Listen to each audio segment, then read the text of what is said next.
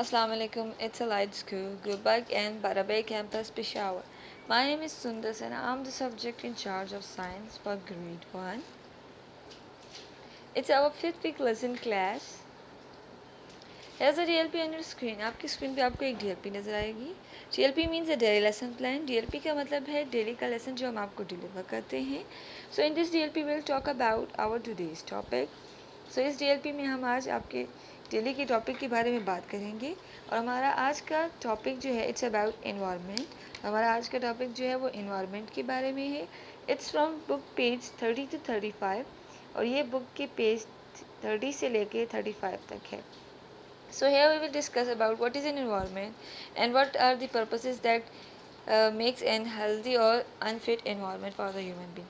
यहाँ पे हम environment के बारे में बात करेंगे कि environment होता क्या है और कौन से ऐसे असर हैं जिनकी वजह से जो है हमारा एक environment जो है वो healthy यानी खुशगवार और harmful यानी हमारे लिए नुकसानदेह हो सकता है.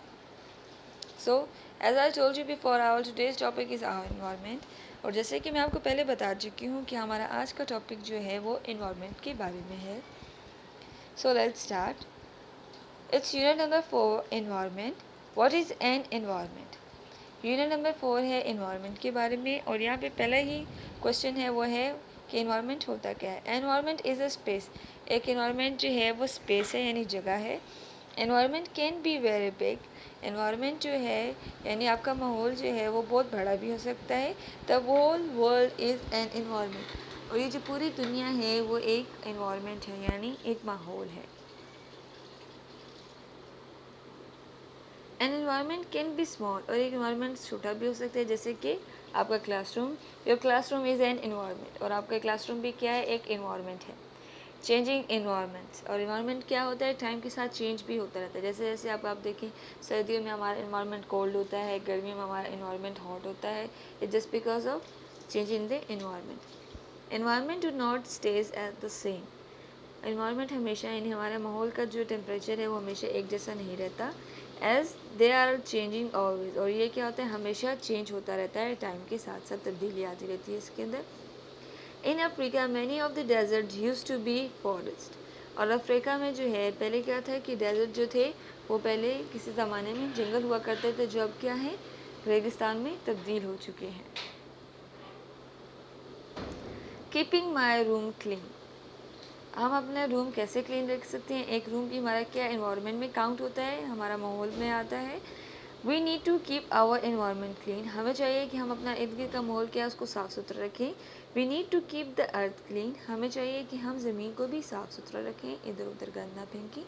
We need to keep the oceans clean और हमें चाहिए कि समंदर को भी जो है वो साफ़ सुथरा रखें.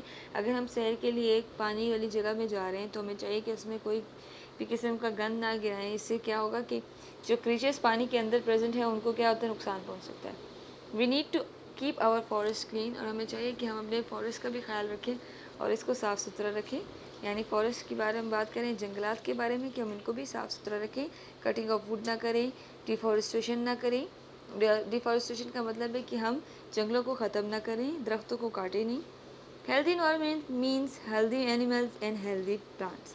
अगर हमारा माहौल जो है वो साफ़ सुथरा होगा तो इससे क्या होगा कि हमारे इर्द गिर्द के जो जानवर हैं या इर्द गिर्द के जो लोग हैं वो भी हेल्दी होंगे और उसका असर जो है वो पौधों पे भी पड़ेगा और हमारे इर्द गिर्द के जो पौधे हैं वो भी जो हैं हेल्दी होंगे. You can start by making sure you keep your room clean at home. So आप अपने माहौल को साफ़ रखना शुरू कैसे कर सकते हैं कि सबसे पहले आप जो हैं सफाई जो है वो अपने घर से शुरू करें यानी अपने कमरे से. You can clean the floor. आपको चाहिए कि आप अपना फ्लोर जो है उसको साफ़ सुथरा रखें.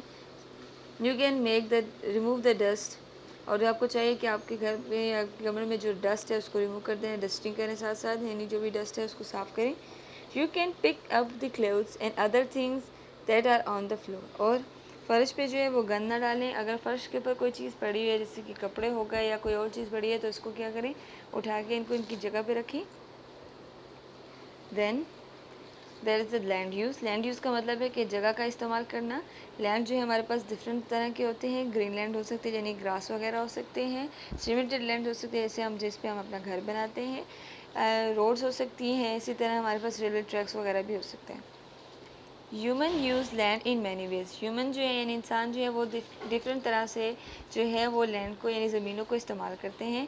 We grow plants on the land, और हम क्या करते हैं, कुछ लोग जो हैं वो ज़मीनों पे क्या करते हैं, खेती बाड़ी करते हैं, प्लांट्स वगैरह उगाते हैं।